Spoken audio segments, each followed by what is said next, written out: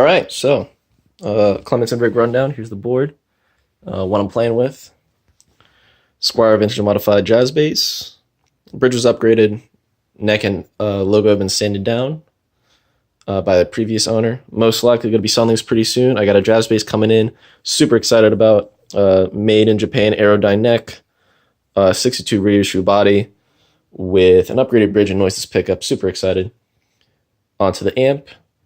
Got an Ampeg SVT 200T head, the Music Man 210 RH150 cab. The cab is super warm.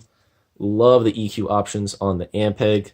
And it even has, it's a parametric EQ, kind of, because you can change the frequencies that the mids are focused on. And the ultra low, ultra high, super cool.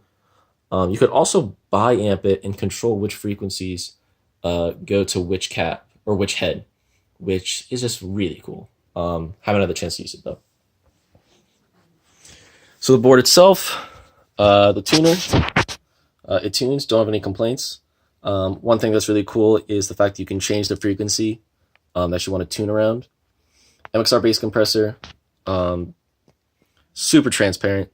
Love the LEDs, really help out in terms of, helping me figure out how much exactly I want to compress. I'll usually keep everything pretty, middle of the road for release and attack, pretty low ratio. And I try to play with it less and less now, since I just want to keep, my dynamics consistent on my own, and I play with a lot of dirt a lot of the times. So if I have an overdrive or a fuzz, that's already compressing it enough to my ears. From there, go to the Deluxe Bass Big Muff.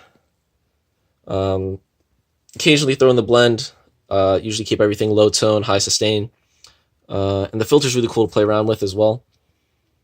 Kind of get some weird, almost like kind of synthy tones. I don't know how to explain it. It's almost like, I don't know. It just sounds sweet. It also sounds really cool on guitar as well. After that, Death by Audio Fuzz War. This thing's just stupid loud. Kind of finicky on bass, but once you get a good tone, it just sounds great. I needed to get this, being the Ty Segall fan and the OCs fan that I am. After that, Way Huge Green Rhino. What an overdrive. It was made for guitar. Sounds killer on bass with that 100 hertz EQ control. And it just sounds killer. It's going to stay on my board for a long time. Unless I upgrade to a different Tube Screamer bass overdrive. But even then, why upgrade it? It just works so well. Usually keep everything high gain, high tone. From there, Oppressive Cult Destroyer. Yeah, Oppressive Cult Destroyer. That's a tongue twister. Usually like to keep this low gain, lower tone usually, because these two are pretty similar in terms of their sound. So I like to have them on two different kind of flavors. Yeah, and usually keep the bass and boost switch engaged, and I usually keep the Destroy switch engaged for the LED clipping. From there, we got the Ibanez bass booster. This I got because I kind of wanted to try and mess around with some more tone shaping type pedals. And then originally this was intended for guitar to put after your dirt to kind of beef up the low end. And I checked out some demos. It sounds pretty sweet on bass alone as itself, as a cool sort of overdrive, just like a touch of grit. And it definitely does shape my overdrives and my fuzzes when I engage them, just to get a sort of, it's almost like a lo-fi kind of tone, which I really enjoy. So then I also got the Altoids for the picks and the earplugs. From there, Boss Super Phaser. Most likely going to sell this.